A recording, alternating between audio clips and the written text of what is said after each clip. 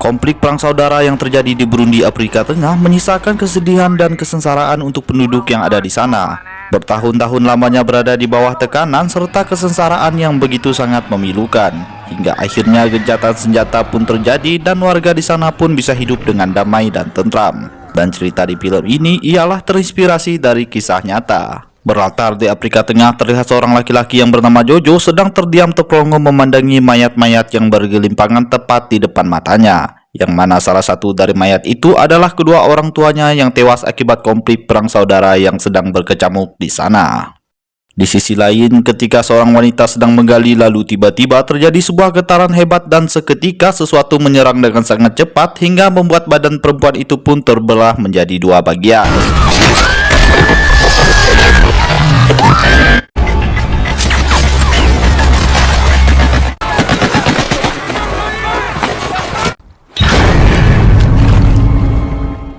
Kejadian ini pun menjadi berita di berbagai negara hingga ditugaskanlah sekelompok tim reporter pergi ke sana untuk meliput berbagai kejadian yang ada di sana.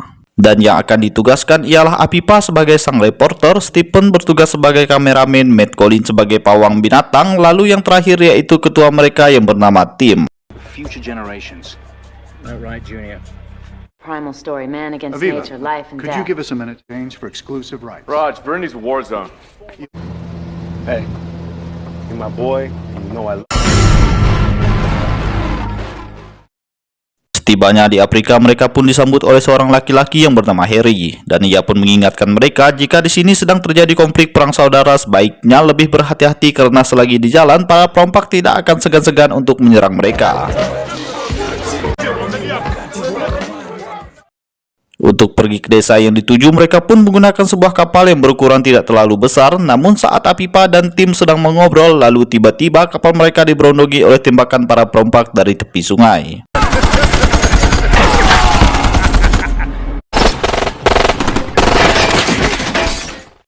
Beruntung di kejadian ini tidak ada korban jiwa hingga mereka pun bisa kembali melanjutkan perjalanan. To catch and kill a croc and end up making to the Pulitzer Prize.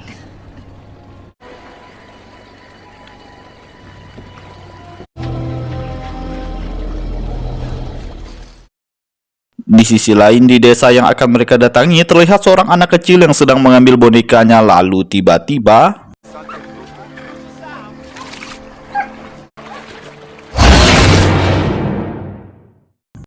kembali ke Apipa dan yang lainnya, tampak mereka telah tiba di desa pertama dan sedang menemui seorang pria yang bernama Jacob. Diketahui Jacob ini adalah seorang pemburu buaya yang handal dan sekaligus orang yang akan menjadi pemandu mereka selama berada di sini.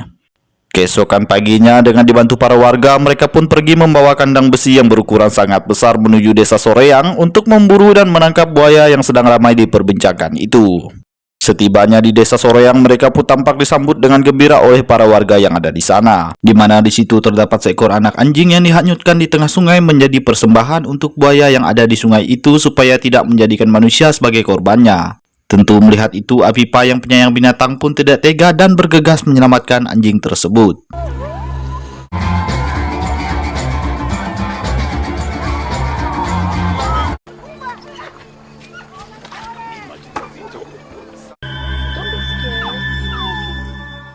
Sebelum pergi ke lokasi yang ada di awal film, mereka pun memutuskan untuk terlebih dahulu menemui dukun yang ada di desa untuk meminta wajengan mengenai informasi apa saja yang akan mereka temui nantinya. Dengan mengejutkan, sang dukun mengatakan jika buaya yang akan mereka buru adalah buaya spesies langka yang mana ukurannya berkali-kali lipat lebih besar daripada buaya pada umumnya. Selain lebih besar, buaya itu juga lebih lincah, lebih cepat, dan tahan terhadap tembakan karena memiliki kulit yang sangat tebal. Save must face. Good shit, yeah. Ni mzuri kuona wewe tena Gwanjana. Setelah dari kediaman Mbah Dukun, tim dan kawan-kawan lalu menggotong kandang raksasa itu dengan dibantu para warga ke lokasi buaya tersebut berada. Di tengah perjalanan, Jojo yang sedang ikut membantu pun sempat melihat beberapa pria bersenjata berada di mobil yang tampak sangat mencurigakan.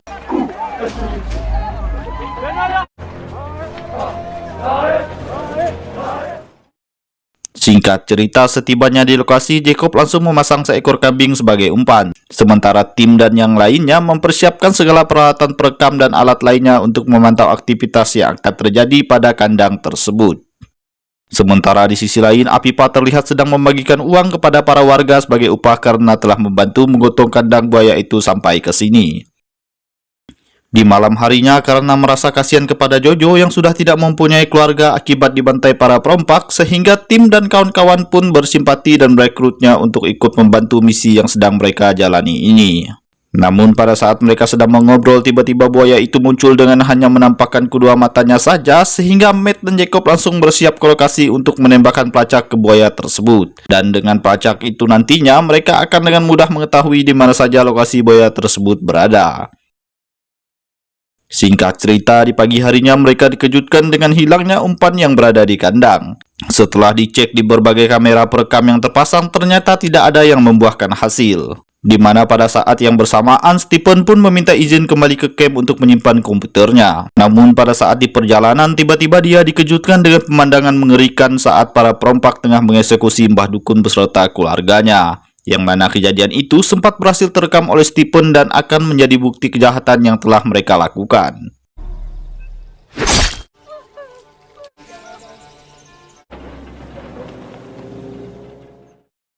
Sebagai pria yang berasal dari keturunan Afrika dan masih mempunyai hati nurani, tentu membuatnya sangat geram dengan kelakuan para perompak yang semena-mena terhadap rakyat sipil yang ada di sana. Di mana dia meminta agar mereka melaporkan hal ini kepada pihak berwajib untuk menanganinya. Namun Jacob yang sudah lama berada di sini pun mengatakan jika itu akan percuma dan yang ada malah nyawa mereka yang akan ada dalam bahaya. Sementara di sisi lain terlihat Jojo yang tengah memasuki kandang untuk memancing buaya itu keluar, yang mana alasan Jojo melakukan ini ialah karena ingin keluar dari Afrika dan berharap ingin dibawa ke Amerika karena jasanya yang telah membantu mereka. Namun tiba-tiba, Not being cynical. Darfur, no one. I did. Viva, I filmed an entire.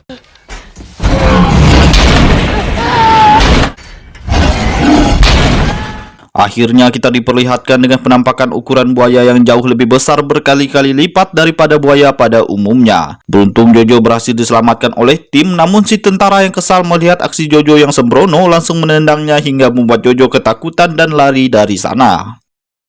Di mana di sini terkuak sebuah fakta bahwa kedua tentara yang ikut mengawal mereka sedari awal adalah oknum yang bekerja sama dengan para perompak yang ada di sana. Di mana Apipa yang ada di camp sendirian pun dipaksa melayani nafsu bejat dari para oknum itu. Namun tiba-tiba, dengan memanfaatkan kesempatan itu, Apipa bergegas berlari ke tim dan yang lainnya hingga mereka pun kembali ke camp dan hanya menemukan camp yang sudah hancur porak-poranda.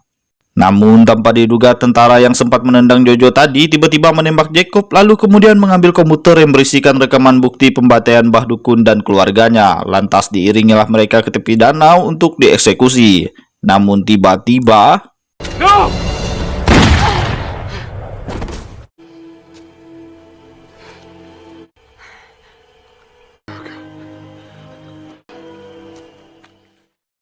karena camp sudah hancur rata tanah, mereka pun memutuskan untuk bermalam di sebuah pondok yang berada di atas air rawa. Yang mana keputusan itu tentu sangat konyol dan berisiko sekali karena sudah jelas di danau terdapat buaya yang sangat besar dan sangat ganas mendiaminya. Dan benar saja, tidak berapa lama muncul sang buaya yang langsung ditembaki oleh tim dan Jojo, yang mana di situasi itu Matt Collin yang berdiri di atas jembatan langsung diserang buaya itu hingga jembatan dan pondok yang mereka tempati hancur berserakan.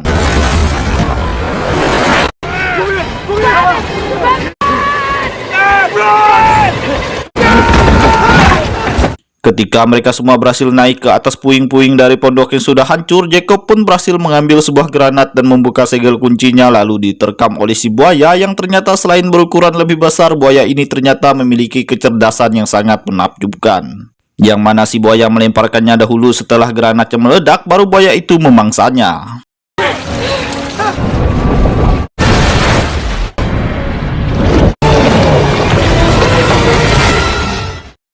Di siang harinya terlihat sebuah helikopter jemputan telah tiba, sementara mereka yang masih terjebak di atas reruntuhan terpaksa harus turun ke air dan mencapai daratan untuk menemui helikopter itu. Setelah berhasil mencapai daratan, mereka pun bergegas ke titik pendaratan, namun secara mengejutkan muncul mobil perompak yang langsung menabrak Matt Collin hingga terpental cukup jauh. Helikopter itu pun tidak jadi mendarat karena tidak aman, sedangkan Matt Collin tewas akibat berondongan peluru yang diluncurkan oleh si perompak. Tidak sampai di situ, satu perompaknya lagi ternyata menembak secara acak membabi buta sehingga tim dan kawan-kawan tidak ada pilihan lain selain berusaha berlari menyelamatkan diri. Yang mana saat berlari mereka terpisah satu sama lainnya untuk membuat bingung para perompak tersebut. Stephen sendiri terpisah hingga turun ke sebuah rawa yang terdapat duri dan ular yang mengejutkannya. Sementara di sisi lain ternyata Jojo berhasil tertembak hingga terjatuh ke dalam air. Dan justru membuat mobil perompak mengalami kecelakaan yang membuat salah satu dari mereka terlempar keluar dari mobil hingga tewas.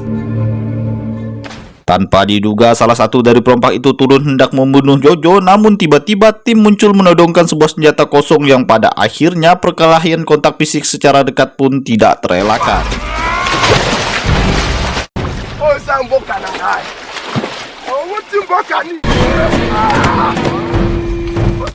Beruntung Apipa datang tepat waktu dan berhasil membedil si perompak, lalu mereka bertiga pun berjalan ke tempat aman sambil mencari keberadaan Stephen. Dan ternyata Stephen masih berada di rawa yang mana di situ terdapat buaya yang sudah siap untuk menyerangnya. Bergegas Stephen berlari dengan membawa kameranya lalu melewati celah kayu yang bercabang hingga membuat sang buaya terjepit di sana. Namun ternyata dengan bobot dan ukuran yang dimilikinya, buaya itu berhasil lolos dan mengejar Stephen hingga jauh sampai ke daratan. Kembali ke tim dan kawan-kawan, tampak mereka berhasil ditemukan oleh Harry dan akan diselamatkan. Namun ternyata terkuak sebuah fakta bahwa Harry ini adalah ketua dari para perompak yang sengaja menyamar untuk menutupi identitas aslinya. Harry pun meminta mereka untuk menyerahkan komputer yang berisikan rekaman saat pengeksekusian Simba Dukun karena takut jika itu akan menjadi bukti kejahatan yang telah mereka lakukan. Di mana tim yang tidak ingin menyerah begitu saja tiba-tiba mengatakan jika komputernya bisa ditemukan dengan dilacak menggunakan alat pelacak yang sedang dipegangnya ini. Padahal sesungguhnya tim hanyalah tengah membohongi mereka dan ingin membawa mereka ke lokasi buaya itu berada. Ketika sudah tiba di rawa, Harry pun menyuruh tim mengambil komputer itu bersama anak buahnya, sedangkan dia menunggu di daratan bersama Apipa. Setiba di lokasi pelacaknya, betapa terkejutnya tim melihat Steve yang sudah terbujur kaku menjadi mayat beserta alat pelacak yang sudah terlepas dari buaya tersebut.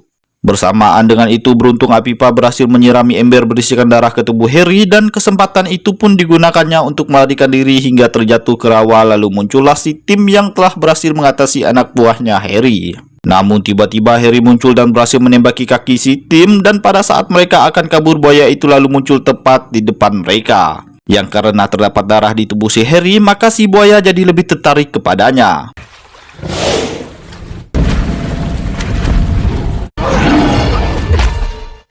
Kesempatan itu pun dimanfaatkan dengan baik oleh tim dan Apipa untuk pergi dari tempat tersebut. Yang mana saat sudah berhasil menggapai mobil dan saat ban mobil itu mengalami slip, lalu tiba-tiba